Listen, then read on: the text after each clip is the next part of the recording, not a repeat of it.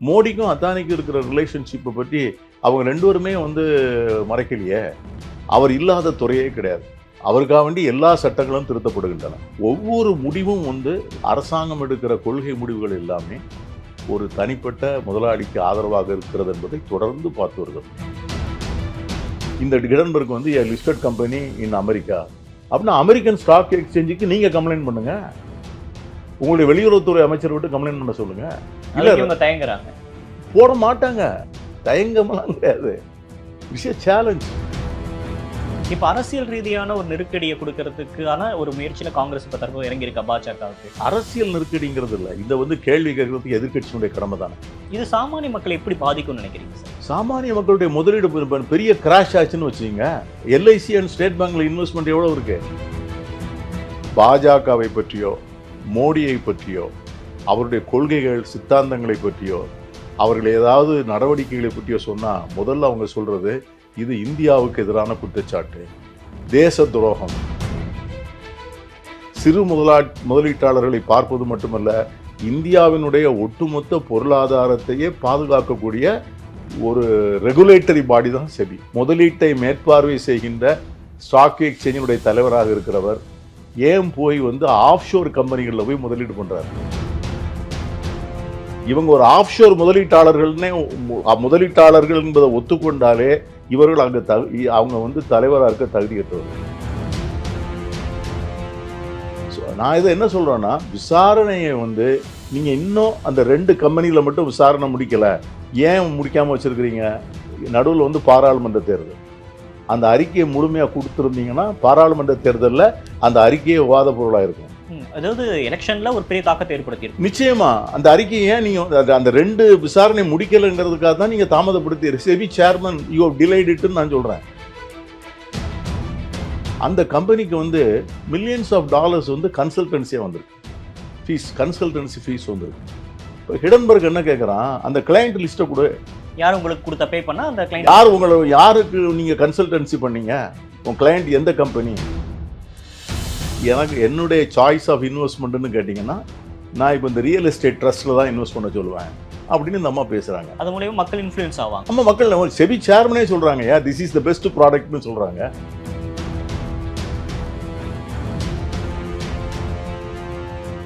தி debate நேயர்களுக்கு வணக்கம். அமெரிக்காவை மையமாக கொண்டு இயங்கி வரக்கூடிய ஹிடன்பர்க் நிறுவனம் கடந்த ஆண்டு அதானி குழுமத்தின் மீது பங்குச் சந்தையில் அவங்க முறைகேட்டில் ஈடுபட்டாங்க அப்படின்னு வெளியிட்ட ஒரு அறிக்கை அப்படின்றது இந்தியா முழுமைக்கும் ஒரு மிகப்பெரிய பேசு பொருளாக மாறி இருந்துச்சு. இந்த நிலையில் இந்த வருடம் ஆகஸ்ட் 10ஆம் தேதி, அதாவது சனிக்கிழமை, அவங்க ஒரு அறிக்கையை வெளியிட்டாங்க. அந்த அறிக்கையில் செபியோட தலைவராக இருக்கக்கூடிய மாதவி புச் அவர்களுக்கும் அதானி குழுமத்துக்கும் நிறைய முறைகேடுல அவங்க 2 பேர்த்துக்கும் பங்கு இருக்கு அப்படின்ற ஒரு குற்றச்சாட்டையும் அவங்க முன் வச்சிருந்தாங்க. இதை கையில் எடுத்த காங்கிரஸ் இதற்கு முழு காரணமா பொறுப்பேற்று செபி தலைவராக இருக்கக்கூடிய மாதவி பூஜ் அவர்கள் பதவி விலகணும் அப்படின்ற ஒரு குற்றச்சாட்டை முன்வைச்சது மட்டும் இல்லாம மோடி அரசு குறிப்பாக அதானியை பாதுகாக்குது அப்படின்ற ஒரு குற்றச்சாட்டையும் முன் வச்சிருக்காங்க.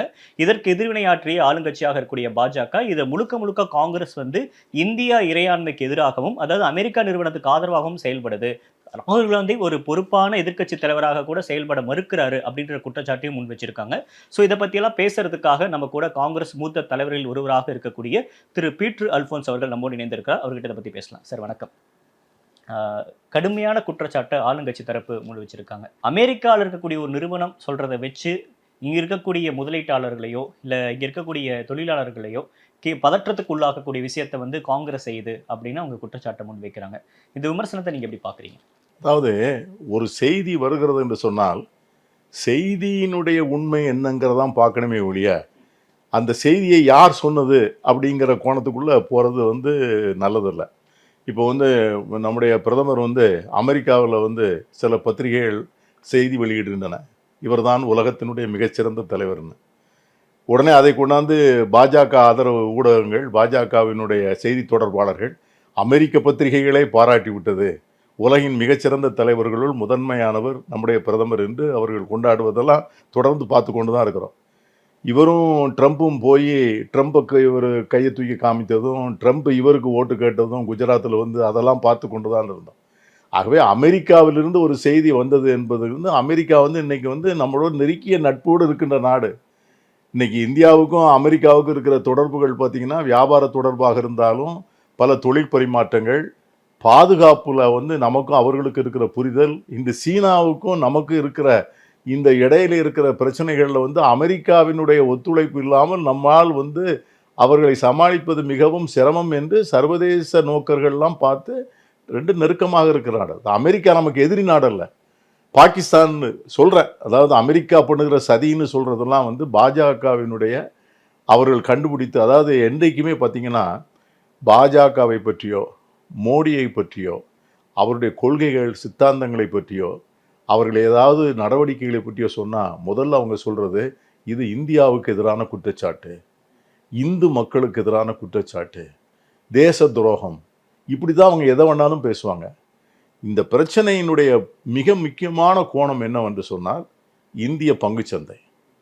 இந்திய பங்குச்சந்தை வந்து அதில் வந்து எத்தனை லட்சம் கோடி பொதுமக்களுடைய பணம், சாதாரண முதலீட்டாளருடைய பணம் மட்டும் இல்லை, இந்த நாட்டினுடைய மிகப்பெரிய வங்கி State Bank of India, LIC, இவைகளெல்லாம் பொதுத்துறை நிறுவனங்கள். இந்த பொதுத்துறை நிறுவனங்கள் வந்து மக்களுடைய முதலீடுகளைத்தான் அவர்கள் கையில் வைத்திருக்கிறார்கள். அந்த முதலீட்டெல்லாம் அவங்க எங்கே கொண்டு பண்ணுறாங்க? அதானி கம்பெனிகளில் கொண்டு போய் அவங்க நிறைய இன்வெஸ்ட் பண்ணியிருக்காங்க. ஸோ இந்த இன்வெஸ்ட்மெண்ட்டு, இந்த கம்பெனிகள் ஒழுங்காக நடக்கிறதா, இந்த கம்பெனியில் வந்து என்ன ஒழுங்கீனங்கள் நடக்கிறது, இதையெல்லாம் வந்து ஆராய்ந்து அந்த கம்பெனிகளுடைய நடவடிக்கைகள் வந்து தவறான நடவடிக்கைகள்னா அவங்க மேலே நடவடிக்கை எடுத்தது சிறு முதலீட்டாளர்களை பார்ப்பது மட்டுமல்ல, இந்தியாவினுடைய ஒட்டுமொத்த பொருளாதாரத்தையே பாதுகாக்கக்கூடிய ஒரு ரெகுலேட்டரி பாடி தான் செபி. அதனுடைய தலைவராக இருக்கக்கூடியவர் வந்து எப்படி இருக்கணும்? அவர் சந்தேகத்திற்கு அப்பாற்பட்டவராக இருக்க வேண்டும். இதுவரை அதனுடைய தலைவராக இருந்தவர்கள் ஐஏஎஸ் அதிகாரிகளாக இருந்தவர்கள், அரசாங்கத்தில் இருந்த பொருளாதார நிபுணர்கள், இவர்கள் தான் வந்து அதனுடைய தலைவராக இருந்திருக்கிறார். முதல் முறையாக மோடி ஆட்சிக்கு வந்த பிறகுதான் ஒரு தனியார் துறையில் இருந்த, அதுவும் குறிப்பாக இன்வெஸ்ட்மெண்ட் பேங்க், முதலீடுகளை பல நாடுகளிலே செய்யக்கூடிய, பல நிறுவனங்களிலே பணியாற்றக்கூடிய, அதிலும் குறிப்பாக பார்த்தீங்கன்னா இந்த அம்மையாருடைய கணவர் இருக்கார்ல, அவர் வந்து நம்முடைய நாட்டு குடிமகனே அல்ல, அவர் சிங்கப்பூருடைய குடிமகன். இப்போ அதெல்லாம் வந்து நம்ம இன்னைக்கு பேசினா வந்து அவங்க தான் அப்படி பேசுவாங்க. அவருக்கு ரகுராம் ராஜன் இருந்தார், அவர் இந்த நாட்டினுடைய குடிமகனே இல்லை அப்படின்னு பேசுவாங்க. அது மாதிரி நம்ம பேசலை. அவங்களுடைய முதலீடுகள் எங்கே இருக்கு? அந்த அம்மையார் வந்து இந்த ஹிடன்பர்க் சொன்னதை மறுக்கலை. முதலீடு உள்ளது உண்மை. முதலீடு எங்கே பண்ணியிருக்காங்க? ஆஃப் ஷோர் கம்பெனியில் பண்ணியிருக்காங்க. ஆஃப் ஷோர் கம்பெனின்னா எங்கே? மரிஷியஸ், பெர்முடா, இதை போன்ற நாடுகளில், சிங்கப்பூர் கூட ஒரு வகையில் பார்த்தீங்கன்னா பல வெளிநாட்டு முதலீடுகளை கொண்டு நம்ம நாட்டில் வந்து முதலீட்டை மேற்பார்வை செய்கின்ற ஸ்டாக் எக்ஸ்சேஞ்சினுடைய தலைவராக இருக்கிறவர் ஏன் போய் வந்து ஆஃப் ஷோர் கம்பெனிகளில் போய் முதலீடு பண்ணுறார்? அது ஒரு முக்கியமான கேள்வி இல்லையா? அப்படி ஆஃப் ஷோர் கம்பெனியில் கொண்டு போகிற ஃபண்ட்ஸினுடைய மூலத்தை நோக்கி பார்த்தீங்கன்னா பல இடங்களில் பெரும் பிரச்சனைகள் இருக்கிறது. ஏன்னா ஜெனியூன் ஃபண்ட்ஸ் வந்து உள்நாட்டிலே இருக்கும். ஆஃப் ஷோர் ஃபண்ட்ஸ் வந்து எங்கிருந்து வந்தது? அதான் இங்கே இப்போ கேள்வி. இப்போ அவங்க ஒரு விளக்கம் கொடுக்குறாங்களே சார், மாதவி பூச் வந்து ஒரு விளக்கம் கொடுத்துருக்காங்க. அது என்னன்னா, 2017 முன்னாடி வரைக்கும் அதில் தொடர்பில் இருந்த உண்மைதான், ஆனால் எப்போ நான் செபிக்குள்ளே வரணும் அப்போ எனக்கும் அதற்கு எந்த நேரடியான தொடர்பும் இல்லை அப்படின்னு அவங்க ஒரு விளக்கம் கொடுக்குறாங்களே, அந்த விளக்கம் உங்களுக்கு போதுமா? உடனே அவர் கணவருக்கு மாற்றிட்டா தொடர்பு இல்லையா? என்ன தம்பி இவர் வந்து என்ன இவர் என்ன சொல்கிறேன், ஆஃப் ஷோர் கம்பெனிகளில் முதலீடுகள் நடக்கிறது, அந்த ஆஃப் ஷோர் கம்பெனிகளுக்கு வருகிற பணம் எங்கே இருந்து வந்தது என்று தெரியவில்லை, அதனுடைய மூலத்தை விசாரிக்க வேண்டும். அதில் வந்து ஓவர் இன்வாய்ஸிங், அதானியினுடைய கம்பெனிகள் வந்து பவர் செக்டாரில் வந்து இயந்திரங்கள் வாங்குகின்ற போது அந்த இயந்திரங்களுக்கு வந்து ஓவர் இன்வாய்ஸிங் பண்ணி அதன் மூலமாக கிடைத்த பணத்தை கொண்டு போய் தான் ஆஃப் ஷோரில் இன்வெஸ்ட் பண்ணியிருக்காங்க, அதை விசாரிக்க வேண்டும் அப்படிங்கிறதா இன்னைக்கு இருக்கிற நம்ம சுப்ரீம் கோர்ட்டில் நடக்கிற கேஸும் நம்ம வைத்திருக்கிற கோரிக்கை. இவங்களும் ஆஃப் ஷோரில் முதலீடு பண்ணவங்கன்னா இவங்க எப்படி வந்து உங்களுக்கு வந்து அதை அந்த அந்த அமைப்புக்கு அவங்க எப்படி தலைமையேற்றிருக்க முடியும்? இவங்க ஒரு ஆஃப் ஷோர் முதலீட்டாளர்கள் என்பதை ஒத்துக்கொண்டாலே இவர்கள் அங்கே அவங்க வந்து தலைவராக இருக்க தகுதியற்றவர்கள். ஏன்னா செபியில் வேலை பார்க்கிறவங்களே வந்து ஸ்டாக் எக்ஸ்சேஞ்சில் ஸ்டாக்ல டீல் பண்ண முடியாது. அதுக்கு ரூல் இருக்கு. அப்போ செபியில சாதாரண கிளார்க்கா இருக்கிறவன், பியூனா இருக்கிறவன், சூப்பரண்டா இருக்கிறவன், அவன் வந்து ஸ்டாக் எக்ஸ்சேஞ்சில் வந்து ட்ரேட் பண்ண முடியாதுன்னு சொன்னா, ஆஃப்ஷோர் கம்பெனிகளில் முதலீடு பண்ணி அந்த முதலீட்டை வந்து பதவி ஏற்பதற்கு 10 நாளைக்கு முன்னால தன் கணவருக்கு மாற்றி விட்டுட்டு ஒருவர் வந்து, நான் வந்து இப்போ எனக்கு அதுக்கும் தொடர்பு இல்லைன்னா நம்ம அதை எப்படி ஒத்துக்க முடியும்? நம்ம என்ன சொல்றோம்னா, அவர் ஒரு காரணம் சொல்றார். அந்த முதலீடு நாங்கள் இப்போ பண்ணல. என் கணவருடைய கிளாஸ்மேட் அவரு. அவர் ஃப்ரெண்ட் எனக்கு. அவன் அதுல்யாவா? அதுல்யான்னு ஒருத்தர். அவர் வந்து எங்க கணவருக்கு அதனால நாங்க முதலீடு பண்ணோம். இன்னைக்கு என்ன தெரிய வருகிறது என்று சொன்னால், அந்த அதுல்யா வந்து பல அதானி கம்பெனிகள்ல அவர் இயக்குனரா இருக்காருங்கிறது தெரிய வருகிறது. பல அதானி கம்பெனிகள்ல அவர் இயக்குனரா இருக்காருன்னு தெரிய வருது. இப்ப நம்ம என்ன சொல்றோம்னு கேட்டீங்கன்னா, இந்த சுப்ரீம் கோர்ட் டைரக்ஷன் பண்ணி அந்த விசாரணைய ஏன் நீங்க முடிக்காம வச்சிருக்கீங்க? அதாவது உங்களுடைய கேள்வி என்ன அப்படின்னா, அந்த செபி வந்து லாஸ்ட் டைம் பண்ண அந்த விசாரணையும் ஒழுங்கான முறையில் நடைபெறல. குறிப்பா அதானி மீது நடத்தப்பட்ட விசாரணைகள் எதுவுமே நடக்கல. நேர்மையா இல்லைன்னு ஏன்னு சொல்றீங்க. கேட்டீங்கன்னா, அந்த ரூல்ஸே வந்து என்ன பண்ணியிருக்காங்க, அதாவது இப்ப நீங்க வந்து கேஒய்சின்னு நமக்கு இருக்கு. இப்ப நீங்களோ நானோ ஒரு பேங்க்ல போய் ஒரு அக்கவுண்ட் ஆரம்பிக்கிறோம். ஆரம்பிச்சா நம்ம வந்து ஆதார் கார்டு குடுக்கணும், ரேஷன் கார்டு குடுக்கணும், அட்ரஸ் ப்ரூஃப் குடுக்கணும். என்ன பண்ணிட்டாங்கன்னா, வெளிநாட்டுல இருந்து ஆஃப்ஷோர்ல இருந்து பண்ற முதலீட்டு கம்பெனிகள் வந்து தங்களுடைய விவரங்களை கொடுக்க தேவையில்லை. அவைகளை வந்து வெப்சைட்ல பதிவேற்ற வேண்டிய அவசியம் இல்லைன்னு சொல்லி ஒரு ரூலை போட்டு 2018ல போட்டாங்க. அது வந்து என்ன ஆச்சுன்னு கேட்டீங்கன்னா, இப்போ இந்த கம்பெனிகளுக்கு வந்து இங்க முதலீடுக்கு வருகிற கம்பெனிகள் வந்து ஆஃப்ஷோர்ல இருந்து வர்ற கம்பெனிகள், அதுக்கு பின்னால யார் டைரக்டரா இருக்கா, அது யார் அந்த ஃபண்டை கொண்டு வந்தாங்கிற எந்த விவரமும் இல்ல. அதுல தான் அந்த எக்ஸ்பர்ட் கமிட்டி என்ன சொல்லிட்டாங்கன்னா, இந்த தகவல்கள் இன்று செபியில இல்லாத காரணத்தால எங்களால் இந்த பணம், இந்த ஃபண்ட் வந்து எங்கிருந்து வந்தது என்று கண்டுபிடிக்க முடியவில்லை. அப்படின்னு இப்ப 2010 அந்த ரிப்போர்ட்டுக்கு பிறகு என்ன பண்ணிட்டாங்கன்னா, அந்த விதியை எடுத்துட்டாங்க. என்ன ஆச்சுன்னா, அந்த குதிரைகள் ஓடனோடனே லாயத்தை பூட்டுற மாதிரி. ஸோ அந்த பர்டிகுலர் பீரியட்ல அந்த விதியை ஏன் தளர்த்தினீர்கள்? வெளிநாட்டு கம்பெனிகள்ல இருந்து பணம் வருகின்ற போது எந்த கம்பெனி, யார் வந்து அதுல ஃபண்டு கொடுத்துருக்கா, அந்த ஃபண்டு வந்து யார் இயக்குனர், எப்படி வருகிறது, அது தெரியணுமா வேண்டாமா? இப்போ ஃபார் எக்ஸாம்பிள் வச்சிங்களேன், நமக்கும் சைனாவுக்கும் வந்து நிறைய ட்ரேடே வேண்டாம், முதலீடே வேண்டாம்னு சொல்லிட்டீங்க. சைனா பணம் வந்து நம்மகிட்ட நேரடியாக முதலீடாக வர்றதில்ல. சைனாவுடைய பணம் வந்து தான் இப்படி ஆஃப்ஷோர் கம்பெனிக்கு மாரிஷியஸ் போய், பெர்முடா போய், அங்கிருந்து ஒரு போலி கம்பெனி மூலமாக தான் இங்கே வருகிறது. ஸோ இப்போ அந்த கம்பெனி எந்த கம்பெனிங்கிற விவரம் நம்ம செபியில் இருக்கணும் அப்படின்னு சொன்னால், இன்னைக்கு நம்ம அதை கண்டுபிடித்து விடலாம். ஸோ நான் இதை என்ன சொல்கிறேன்னா, விசாரணையை வந்து நீங்கள் இன்னும் அந்த 2 கம்பெனியில் மட்டும் விசாரணை முடிக்கலை, 2 குற்றச்சாட்டை மட்டும் விசாரணை முடிக்காம 22 முடித்து விட்டோம்னு சுப்ரீம் கோர்ட்ல அறிக்கை தாக்கல் பண்ணியிருக்காங்க. ஏன் முடிக்காம வச்சிருக்கிறீங்க? நடுவில் வந்து பாராளுமன்ற தேர்தல். அந்த அறிக்கையை முழுமையா கொடுத்திருந்தீங்கன்னா பாராளுமன்ற தேர்தலில் அந்த அறிக்கையே விவாத பொருளா இருக்கும். அதாவது எலெக்ஷன்ல ஒரு பெரிய தாக்கத்தை ஏற்படுத்தி இருக்கும். நிச்சயமா அந்த அறிக்கையை ஏன் நீங்க அந்த 2 விசாரணை முடிக்கலைங்கிறதுக்காக தான் நீங்க தாமதப்படுத்தி SEBI chairman you have delayed இட்னு நான் சொல்றேன். பிகாஸ் நீங்க தானே அதை உட்கார்ந்து விசாரணை பண்ணணும். விசாரணை பண்ற நீங்க அறிக்கையை வந்து சுப்ரீம் கோர்ட் வந்து சீக்கிரமா ப்ரொடியூஸ் பண்ணுன்னு சொன்ன பிறகு அறிக்கை நீங்க கொடுக்கல. ஏன் வந்து அந்த தகவலை வேண்டான்னு சொன்னீங்க? இதே மாதிரி கேள்விகள் வருகின்ற போது இன்னொரு பெரிய ஒன்று, இந்த அம்மா வந்து சிங்கப்பூர்ல ஒரு கன்சல்டன்சி ஃபார்ம்ல இவங்க 100% ஓனரா இருக்காங்க. இவங்க வந்து இங்க வந்த உடனே என்ன பண்ணிட்டாங்க, அதை வந்து மாற்றி தன்னுடைய கணவருக்கு மாற்றி கொடுத்துட்டாங்க. அந்த கம்பெனிக்கு வந்து மில்லியன்ஸ் ஆஃப் டாலர்ஸ் வந்து கன்சல்டன்சியா வந்திருக்கு. கன்சல்டன்சி ஃபீஸ் வந்துருக்கு. இப்போ ஹிடன்பர்க் என்ன கேட்குறான், அந்த கிளையண்ட் லிஸ்ட்டை கொடு.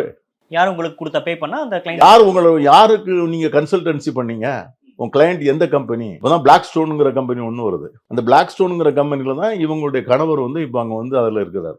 அது வந்து ரியல் எஸ்டேட் இன்வெஸ்ட்மெண்ட் ட்ரஸ்ட் நடத்துகிற கம்பெனி. அதாவது ஒவ்வொரு நாட்டிலையும் மொத்தமாக வந்து ரியல் எஸ்டேட்டில் போய் இன்வெஸ்ட் பண்ணி ஷேர்ஸ் கலெக்ட் பண்ணி நிறையா பேர்கிட்ட அதை வந்து இடங்களில் வாங்கி பிறகு அதை லாபத்துக்கு விற்று டிவிடெண்ட் கொடுக்குற கம்பெனி அந்த கம்பெனி. அவங்க கடந்த ஒரு சில ஆண்டு 2-3 வருஷத்தில் ஒரு $500 மில்லியன் இங்கேருந்து எடுத்துகிட்டு போயிருக்காங்க லாபத்தில். இப்போ இதில் பெரிய டிஸ்பியூட்டே வந்து அவங்க ஒய்ஃப் வந்து செபியில் வந்து அவங்க வந்து தலைவராக இருக்கிறாங்க, அவங்க கணவர் வந்து ஒரு இதில் முதலீடு பண்ணுறாங்க அப்படின்றப்ப அது 2 பிரித்து பார்க்கக்கூடாதா? 2 வந்து ஒன்றுக்கு ஒன்று தொடர்பு உடையது அப்படின்னு நம்ம எப்படி பார்க்குறோம்? அதை எப்படி அணுகுறோம்? கணவனும் மனைவி என்னைக்குமே வந்து பார்த்தீங்கன்னா கான்ஃப்ளிக்ட் ஆஃப் இன்ட்ரெஸ்ட் எப்படி? இப்போ நமக்கு வந்து ஹைகோர்ட்ல வந்து ஒரு ஜட்ஜ் இருக்காங்க. அப்படின்னு போட்ட சந்தேகம் வந்து அவங்க அதில் ஆஜரே ஆக மாட்டாங்க. ஆமா, இல்ல அவர் பையன் வந்து அவர் ஆஜராக கூடாதுல்ல. ஆமா, ஓகே. அவங்க முன்னாடி தீர்ப்பு கொடுத்த வழக்கில் கூட அவங்க மீண்டும் வந்து ஆஜராக கூடாது. அவருடைய பிரதர் ஹைகோர்ட் ஜட்ஜுடைய ஒய்ஃப் அட்வொகேட் அவங்க அப்பியர் ஆக முடியுமா? அதனால தான் கான்ஃப்ளிக்ட் ஆஃப் இன்ட்ரெஸ்ட். நான் 2 பேருன்னு சொல்ல முடியாது. என் பையன் தனியா இருக்கான், நான் ஜட்ஜா இருக்கேன். அவன் வக்கீலா இருக்கான், நான் ஜட்ஜா இருக்கேன். எனக்கு அவனுக்கும் சம்பந்தம் இல்ல. அவன் வந்து ஆர்கியூ பண்றான், அவன் வக்கீல்ங்கிற முறையில் ஆர்கியூ பண்றான். நான் ஜட்ஜிங்கிற முறையில் நீதிபதி அப்படிலாம் நம்ம சொல்ல முடியாது. சொல்ல முடியாது. ஏன்னா சீசருடைய மனைவி சந்தேகத்திற்கு அப்பாற்பட்டவளா இருக்கணும். நீ வந்து உன்னுடைய கணவர் வந்து நீங்க வந்து ஒரு கம்பெனில வந்து ரியல் எஸ்டேட் கன்சல்டன்டா இருக்கிறாரு. நீங்களே வந்து அதை ப்ரொமோட் பண்றீங்க. இந்த அம்மாட்ட கேட்குறாங்க, எனக்கு என்னுடைய சாய்ஸ் ஆஃப் இன்வெஸ்ட்மெண்ட்னு கேட்டிங்கன்னா, நான் இப்போ இந்த ரியல் எஸ்டேட் ட்ரஸ்ட்ல தான் இன்வெஸ்ட் பண்ண சொல்லுவேன் அப்படின்னு இந்த அம்மா பேசுறாங்க. அது மூலியமா மக்கள் இன்ஃப்ளூயன்ஸ் ஆவாங்க. ஆமா, மக்கள் செபி சேர்மனே சொல்றாங்க, திஸ் இஸ் த பெஸ்ட் ப்ராடக்ட்னு சொல்றாங்க. This is the best product for the next generation. இதுல இன்வெஸ்ட் பண்ணா பெருசா வரும் அப்படின்னு அவங்களே சொல்றாங்க. அந்த கணவர் வந்து அதுல வந்து பெரிய அதிகாரியா உட்கார்ந்துட்டு இருக்காருன்னா அது எப்படி? சார், இப்போ செபியில் இருக்கக்கூடிய மாதவி பூச் அவங்களுக்கு அதானி பங்குச்சந்தை முறைகேட்டில் ஒரு தொடர்பு இருக்கு. அதானி வந்து பங்குச்சந்தை முறைகேடா இது பண்றாருன்னு லாஸ்ட் இயர் ஹிடன்பர்க்கோட அறிக்கை வந்திருக்கு. இது ரெண்டையும் மோடி தான் பாதுகாக்கிறாரு, அவர் தன்னுடைய நண்பரை பாதுகாக்கிறதுக்காக தான் மோடி இவ்வளவு செயல்களையும் செய்யறாரு அப்படின்ற புள்ளிக்கு காங்கிரஸ் எப்படி வருது? இப்போ எதுக்கு மோடி இவரை தானே கூட கூட்டு போறாரு? ஆஸ்திரேலியா போனா இவர் தானே கூட கூட்டு போறாரு அதானிய. மோடி வந்து தேர்தலுக்கு யாருடைய விமானத்தை பயன்படுத்தினாரு?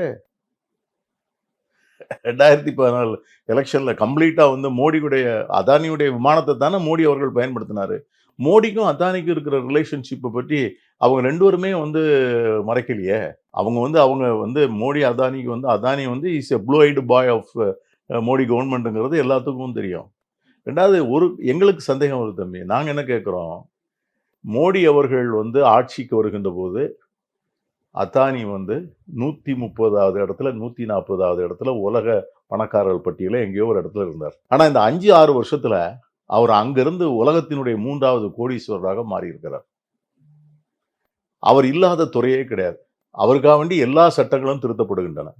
இந்த நாட்டினுடைய விமான நிலையங்கள், இந்த நாட்டினுடைய துறைமுகங்கள், இந்த நாட்டில் இருக்கிற ஆயுத உற்பத்தி, இந்த நாட்டில் இருக்கிற பவர் செக்டார், இந்த நாட்டில் இருக்கிற சிமெண்ட் ப்ரொடக்ஷன், இப்படி எல்லா துறையிலையும் வந்து அதானி வந்து மொனாப்பலி ஆகி கொண்டு இருக்கிறார். உதாரணமா தனியார் விமான நிலையங்களை ஒருத்தருக்கு 2 விமான நிலையங்களுக்கு மேல கொடுக்கக்கூடாது, 2 துறைமுகங்களுக்கு மேல ஒரு தனியார் கம்பெனி கொடுக்கக்கூடாது, அப்படியெல்லாம் தான் சட்டம் வச்சிருந்தோம். ஆனா இன்னைக்கு அவருக்காக வேண்டி விதிகளை தளர்த்தி ஒருவர் எத்தனை விமான நிலையங்கள் வேணாலும் வைத்துக் கொள்ளலாம், எத்தனை துறைமுகங்களை வேணாலும் வைத்துக் கொள்ளலாம்னு அந்த விதிகளை திருத்தினது யாருக்கு என்று சொன்னால் கடைசியில் அதானிக்கு தான். இதை மாதிரி இப்போ இந்த வந்து ரீசெண்டாக வந்து வெள்ளியினுடைய இம்போர்ட் டியூட்டியை குறைச்சாங்க, தங்கத்தினுடைய இம்போர்ட் டியூட்டியை குறைச்சாங்க. ஏன் குறைச்சாங்க அப்படிங்கிறது நமக்கு வந்து இன்னும் ஆச்சரியம். அப்படின்னு கேட்டிங்கன்னா, அங்கே வந்து குஜராத்தில் வந்து ஒரு பர்டிகுலர் இடத்துல கிஃப்ட் சிட்டிங்கிற இடத்துல அதானி வந்து ஒரு பெரிய தொழிற்சாலை ஆரம்பித்திருக்கிறார். அந்த அதுக்கு வந்து வெள்ளி வந்து வேணும். அந்த வெள்ளிக்கு வந்து இம்போர்ட் டியூட்டியை குறைச்சிருக்காங்க. டாடா நிறுவனங்கள் வந்து அங்கே நகை தொழிற்சாலை வச்சுருக்கிறாங்க. அவங்களுக்கு இந்த இம்போர்ட் டியூட்டியை குறைச்சா மார்க்கெட்டில் வந்து அவங்க வந்து மற்ற கோல்ட் ஸ்மித்தோட அவங்க கம்பீட் பண்ணலாம். இது மாதிரி ஒவ்வொரு முடிவும் வந்து அரசாங்கம் எடுக்கிற கொள்கை முடிவுகள் எல்லாமே ஒரு தனிப்பட்ட முதலாளிக்கு ஆதரவாக இருக்கிறது என்பதை தொடர்ந்து பார்த்து வருகிறோம். அந்த வகையில் தான் நம்ம வந்து அதானியை சொல்கிறோம். பாஜக ஒரு கேள்வி கேட்குறாங்க சார் காங்கிரஸை நோக்கி. இந்த அறிக்கை வெளியான தினமும் திங்கக்கிழமை வந்து அதுக்கு காங்கிரஸ் ரியாக்ட் பண்ணுறாங்க. இது எல்லாமே திட்டமிட்டு நடக்கிறது. சனிக்கிழமை நைட்டு வந்து அந்த அறிக்கை வெளியாகுது, திங்கக்கிழமை காலையில் ராகுல் காந்தி ரியாக்ட் பண்ணுறாரு, உடனடியாக பங்குச்சந்தை வீழ்ச்சி அடையுது. இது எல்லாமே திட்டமிட்டு உள்நோக்கத்தோட பண்ணப்படுது அப்படின்ற மாதிரி விமர்சனங்களை பாஜக முன் வைக்கிறாங்களே. இதெல்லாம் இன்னைக்கு வந்து எல்லாமே வந்து ஆன்லைன். அவங்க வந்து அறிக்கை கொடுக்கின்ற போதே அறிக்கையை வந்து எக்ஸாஸ்டிவாக கொடுக்குறாங்க. அவங்க முன்னாடி ஒரு அப்டேட் கொடுத்துட்டு தான் கொடுக்குறாங்க. அப்போ அப்டேட் கொடுத்து அவங்க இன்னைக்கு வரப்போகுதுன்னு சொல்றாங்க, அப்படி ஒரு அறிக்கை வரப்போகுதுன்னு சொல்றாங்க, நாங்கள் கொடுக்க போறோம்னு சொல்றாங்க. நான் என்ன கேட்குறேன், இப்போ இவ்வளவு வந்து காங்கிரஸோட வந்து மோதுறாங்கல்ல, இன்னைக்கு அத்தானி வந்து ஏன் வந்து அமெரிக்காவில் வந்து இந்த ஹிடன்பர்க் மேலே ஒரு வழக்கு தொடரக்கூடாது? அவனே கேட்குறானே, என் மேலே வழக்கு போடுன்னு சொல்கிறான்ல. நீ இப்போ வந்து செபி வந்து இங்கேருந்து அவங்களுக்கு வந்து நோட்டீஸ் இஷ்யூ பண்ணுது. உன் நோட்டீஸு நான் எப்படி பதில் சொல்லுவேன்? உன் நோட்டீஸ் வந்து நீ வேணும்னா ஏன் ஸ்டாக் எக்ஸ்சேஞ்சு கம்ப்ளைண்ட் பண்ணு. இப்போ நம்ம ஸ்டாக் எக்ஸ்சேஞ்ச் இருக்குல்ல, இவங்க வந்து அமெரிக்கன் ஸ்டாக் எக்ஸ்சேஞ்சுக்கு பண்ணலாம். இந்த மாதிரி ஒரு கம்பெனி வந்து உங்கள் ஊரில் உட்காந்துட்டு இப்படி பண்ணுறாங்க. ஏன்னா அங்கே சட்டங்கள் மிக கடுமையான சட்டங்கள். அங்கே வந்து அந்த கம்பெனியை பொறுத்த வரைக்கும், ஹிடன்பர்க்கை பொறுத்த வரைக்கும் எதுவும் ஒளிவு மறைவு இல்லை. அவனுடைய வேலையே என்னன்னு கேட்டிங்கன்னா, இது மாதிரி பெரிய நிறுவனங்களை நடக்கிற ஒழுங்கீனங்கள், ஒழுக்கக்கேடுகள், முறைகேடுகள் இவைகளை வந்து கண்டுபிடித்து அதை வெளிச்சத்திற்கு கொண்டு வருவதன் மூலமாக அந்த கம்பெனியினுடைய பங்குகள் கீழே விழுந்து அதை அவங்க வந்து ஷார்ட் செல்லிங்ல வாங்கி விற்று அவங்க லாபம் பார்க்குறாங்க. அவங்களுடைய முதலீட்டாளர்களுக்கு அவங்க சொல்லிடுவாங்க, இந்த கம்பெனியை பற்றி நாங்கள் போட போறோம். ஸோ அது வந்து அவன் பிசினஸ். ஆனா அவன் சொல்றது உண்மையா இல்லையா? பட் ஹிடன்பர்க் மேல இருந்தான நம்பிக்கையை இவங்க கேள்விக்குள்ளாக்குறாங்களே. அந்த அதுதான் நிறுவனம் 30 ஏற்கனவே 30 நிறுவனங்கள் மேல இவங்க பாதி பல்வேறு இதான் குற்றச்சாட்டுகளை முன் வச்சிருக்காங்க. அப்படி இருக்கிறப்ப இதன் அடிப்படையில இதை கொண்டு வந்து இங்க கனெக்ட் பண்றீங்க, இதனால இந்தியாவோட பங்குச்சந்தை வீழ்ச்சி அடையுது இல்லையா அப்படின்னு அவங்க ஒரு வாதத்தை என்ன சொல்ல முறைகேடு நடந்து இப்போ வந்து நம்ம தான் சொல்றோம்ல, ஓவர் இன்வாய்சிங் நடந்ததா இல்லையா அத்தானி மேட்டர்ல. அந்த ஓவர் இன்வாய்சிங் பண்ணி வந்த பணம் வந்து எங்க போச்சு, அது வந்து எங்க வந்து இன்வெஸ்ட் ஆனது. இப்போ வந்து என்ஃபோர்ஸ்மெண்ட் மணி லாண்டரிங்னா என்ன? இன்னைக்கு செந்தில் பாலாஜி வந்து ஒரு வருஷமா உள்ள ஒரு வருஷம் உள்ள இருக்கிறாரு. இப்போ சிசோடியா உள்ள இருக்கிறாரு, கேஜ்ரிவால் உள்ள இருக்காரு, சிதம்பரம் ஒரு வருஷம் உள்ள இருந்தார். எல்லார் மேலேயும் போடப்பட்ட வழக்கு என்ன? எந்த விதமான ஆதாரமும் இல்லாமல்.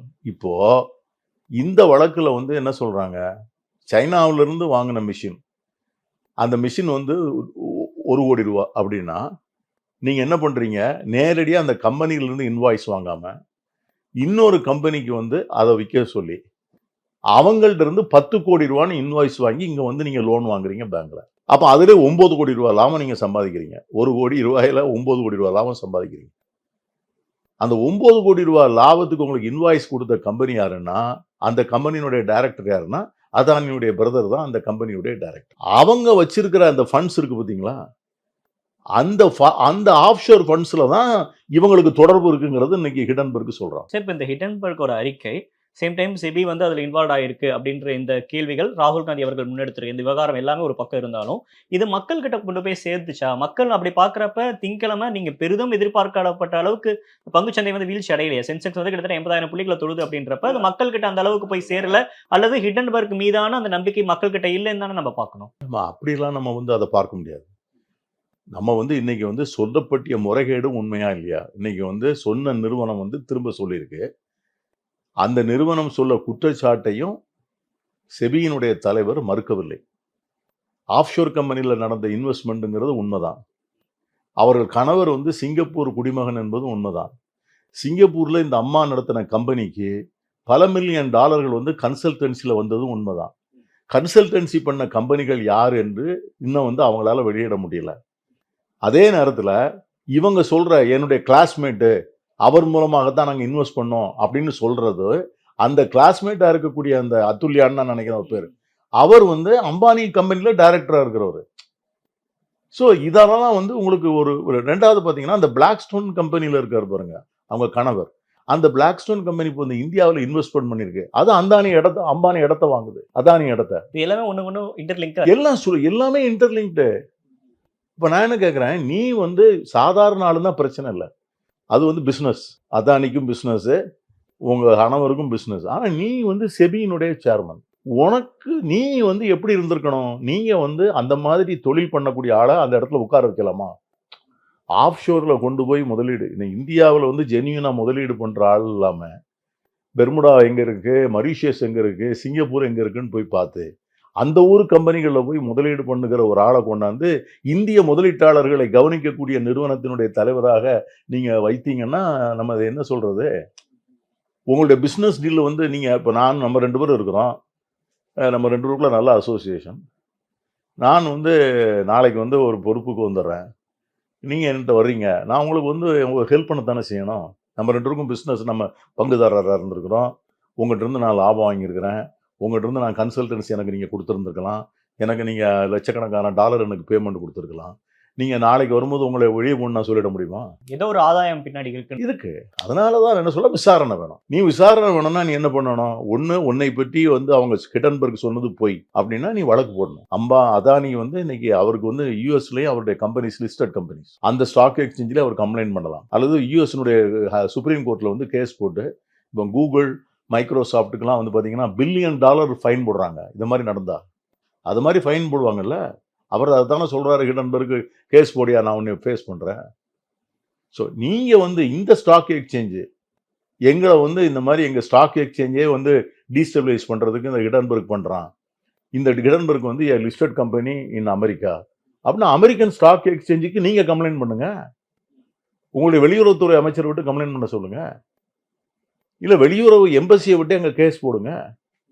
இல்லை தயங்குறாங்க. போட மாட்டாங்க, தயங்கமெல்லாம் கிடையாது. It's a challenge. ஏன்னா அவங்களுக்கு விசாரிச்சா உண்மை வந்துடும். இப்போ அமெரிக்காவில் வந்து எப்படின்னு கேட்டிங்கன்னா, இங்கே உள்நாட்டில் ஒரு கம்பெனி தமிழ்நாட்டில் அவங்க வந்து இங்கே வந்து பில்டிங் ஒரு பெரிய ஒரு சாஃப்ட்வேர் பார்க் பண்ணுறாங்க. அப்படி பண்ணும்போது பில்டிங்காக வேண்டி டவுன் இது சிஎம்டியில் அப்ரூவல் வாங்குறதுக்காக வேண்டி பணம் கொடுத்துட்றாங்க. கரப்ஷன். இது வந்து அமெரிக்காவில் இருக்கிற கம்பெனியினுடைய ஆடிட்டில் தெரிஞ்சு போச்சு. அவன் இங்கே நம்ம நடவடிக்கை எடுக்கல, அவன் அவங்க மேலே நடவடிக்கை எடுத்து அவன் வந்து $10 மில்லியன் ஃபைன் கட்டியிருக்காங்க அந்த அதே கம்பெனி. It happened. இப்போ நான் என்ன சொல்கிறேன், இப்போ நமக்கு வந்து அதானி வந்து அண்ணா திராவிட முன்னேற்ற கழக ஆட்சியில் வந்து இந்தோனேஷியாவிலேருந்து நிலக்கரி கொண்டாந்தாங்க. அந்த நிலக்கரியை என்ன செஞ்சாங்க, சப்ஸ்டாண்டர்ட் குவாலிட்டி, தரக்குறைவான நிலக்கரியை வாங்கி அங்கிருந்து குறைந்த விலைக்கு வாங்கி நடுக்கடலில் வந்து வேற ஒரு கம்பெனி வாங்குது. அந்த கம்பெனி வந்து இவங்களுக்கு பில்லு போடுது. அந்த ஒரு டிரான்சாக்ஷன் மட்டும் 6000 கோடி பண்ணுறாங்க. அந்த வழக்கு இன்னும் நடந்துட்டு இருக்கு. அதனால நான் என்ன சொல்றேன் அப்படின்னா, உங்களுடைய டிரான்சாக்ஷன்ஸ் பூரா டூபியஸ் டிரான்ஸ். உங்களை வந்து மறைக்கிறதுக்கான ஏற்பாடுகள், அதை வந்து செபியினுடைய சேர்மனாக இருக்கிறவங்களுக்கும் உங்களுக்கும் என்னென்ன தொடர்பு இருக்குங்கிறத வெளிச்சம் போட்டு காமிச்சிருக்கிறோம். ஸோ இந்த மாதிரி நேரத்தில் ஒன்லி யூ கீப் அவே, நீ ஸ்டெப் டவுன், அந்த பதவியை ராஜினாமா பண்ணணும். ஒரு பார்லமெண்டரி கமிட்டி நீ விசாரிச்சு அதில் எப்படி உண்மை வரும்? செபி தானே இப்போ விசாரிக்குது. சுப்ரீம் கோர்ட் சொல்லிடுச்சு செபியை விசாரிக்கட்டும்னு சொல்லிடுச்சு. ஆனால் அதில் ஒரு கிளாஸ் சொல்லியிருக்கு, நாங்கள் எப்போ வந்து ஒரு தவறை சட்டப்படி விசாரிக்க வேண்டிய அமைப்பு தான் விசாரிக்கணும். அந்த அமைப்பினுடைய தலைவரே அல்லது அதனுடைய நிர்வாகமே சரியில்லை என்று நாங்கள் உணர வந்தால் நாங்கள் வேற ஒரு ஏஜென்சியை விட்டு விசாரிப்போம் அப்படின்னு தான் சொல்லியிருக்காங்க. அது இந்த கேஸில் பொருந்தும். அதற்காகத்தான் நம்ம விசாரிக்கணும். இப்ப அரசியல் ரீதியான ஒரு நெருக்கடியை கொடுக்கறதுக்கான ஒரு முயற்சியில காங்கிரஸ் இப்ப தற்போது இறங்கி இருக்கா பாஜகவுக்கு? அரசியல் நெருக்கடிங்கிறது இல்லை, இதை வந்து கேள்வி கேட்கறதுக்கு எதிர்கட்சியினுடைய கடமை தானே. ஏன்னா இப்போ நீங்க நிறைய பேருக்கு வந்து ஸ்டாக் எக்ஸ்சேஞ்ச்னாலே என்னன்னு தெரியாது. என்ன செபி சொல்றாங்க, என்ன வந்து ஷார்ட் செல்லிங்னு சொல்றாங்க, என்ன வந்து ஆஃப் ஷோர் இன்வெஸ்ட்மெண்ட்னு சொல்றாங்க. என்ன எத்தனை பேருக்கு தெரியும்? ஒரு விழுக்காடு ஜனங்களுக்கு கூட தெரியாது. இது சாமானிய மக்களை எப்படி பாதிக்கும்னு நினைக்கிறீங்க சார்? சாமானிய மக்களுடைய முதலீடு பெரிய கிராஷ் ஆச்சுன்னு வச்சுங்க. எல்ஐசி அண்ட் ஸ்டேட் பேங்க்ல இன்வெஸ்ட்மெண்ட் எவ்வளவு இருக்கு? ஒவ்வொரு குடும்பத்திலையும் எல்ஐசிக்கு போட்டு வைக்கிறாங்க, ஃபியூச்சர்ல உதவும். அவன் தான் போட்டு வச்சிருக்கான். எல்ஐசி வந்து எங்க ஒன்று இன்வெஸ்ட் பண்றாங்க, ஸ்டாக்ல தான் ஒன்று இன்வெஸ்ட் பண்றாங்க. நம்முடைய பேங்க் தேசியமயமாக்கப்பட்ட வங்கிகள் முழுவதும் தானே ஃபண்ட் பண்ணி தானே ஸ்டாக் மார்க்கெட் ட்ரேடிங்கே நடக்குது. அப்போ அது எதிர்காலத்தில் வந்து எவ்வளவு பெரிய நம்பிக்கையின்மையை உருவாக்கும் முதலீட்டாளர்கள் மத்தியில். அதனால் முதலீடுகள் எவ்வளவு குறைந்து போகும். நம்முடைய நம்பகத்தன்மை அகில இந்திய அளவில், அகில உலக அளவில் நம்முடைய நம்பகத்தன்மைக்கு எதிர்காலம் எப்படி இருக்கும்? இது வந்து ஒரு பனானா கண்ட்ரின்னு சொல்லிட மாட்டானா? இந்த கண்ட்ரியில் வந்து சட்டம் ஒழுங்கு, ஒரு விதிகளுக்கு உட்பட்ட ரெகுலேட்டரி பாடிஸ் எதுவுமே சரியா இல்லடா, இது ஒரு ஆப்பிரிக்கன் கண்ட்ரி மாதிரிலாம் வந்துடும் நாளைக்கு. நம்ம உலகத்தினுடைய மிகப்பெரிய 3வது பொருளாதாரம்னு சொல்லிட்டு இருக்கோம் இல்லையா? அப்போ நம்முடைய ரெகுலேட்டர்ஸை நம்ம ஒழுங்காக வச்சிருக்கணும்ல. நம்ம சிறுக பணம் சேர்த்து எல்ஐசியில் மாசம் கட்டி இதனால நம்ம வாழ்க்கையில் நல்லா வந்துருவோமா அப்படின்னு இயங்கிட்டு இருக்க சாமானியனுக்கும் இந்த பெரிய தாக்கத்தை, பெரிய பாதிப்பு ஏற்படும். இப்போ இதுக்கு என்ன பாஜக என்ன நடவடிக்கை எடுக்கும்னு நினைக்கிறீங்க சார் இந்த விவகாரத்தை பொறுத்த வரைக்கும்? முதல்ல அவங்கள வந்து பதவி விட்டு விலக்கணும், செபி சேர்மனை. இரண்டாவதாக ஒரு ஜேபிசிக்கு ஒத்துக்கணும். ஜேபிசிக்கு ஒத்துக்கல அப்படின்னு சொன்னா சிபிஐ என்கொயரி பண்ணணும். CBI enquiry. ஏன்னா செபியினுடைய விசாரணையில இன்னும் ஒழுங்கா நடக்காது. அவங்க பதவி விலகினாலும் கூட, ஏன்னா வந்து செபியினுடைய இன்வால்மெண்ட் இருக்குங்கிறதா நம்ம சொல்லிட்டோம்ல. இப்போ இது வந்து செபி இல்லாமல் இன்னொரு ஏஜென்சி விசாரிச்சாதான் செபி. என்ன நேரத்தை வந்து செபி முழுவதும் நம்ம சப்போர்ட் பண்றாங்க. நேற்று வந்து நீங்க ஸ்டேட்மெண்ட் எப்படின்னு கேட்டீங்கன்னா, இந்த அம்மா வந்து மேல உள்ள குற்றச்சாட்டாக்கு செபியே வந்து இதை டிஃபெண்ட் பண்ணுது. அதான் நம்முடைய ரெவன்யூ இவர் சொல்லியிருக்காரு, நம்ம எக்கனாமிக் அஃபேர்ஸ் செக்ரட்டரி சொல்றாரு, செபி சேர்மன் விளக்கம் கொடுத்தாச்சு, செபியும் விளக்கம் கொடுத்தாச்சு, இதுக்கு மேலே நாங்கள் பேச வேண்டிய அவசியம் இல்லை. அதை மாதிரி இதை ரொம்ப லைட்டாக அவங்க டீல் பண்ணி விடுறாங்க. ஸோ தட் வந்து இது பெருசாக ஜனங்கள்கிட்ட போக வேண்டாம்.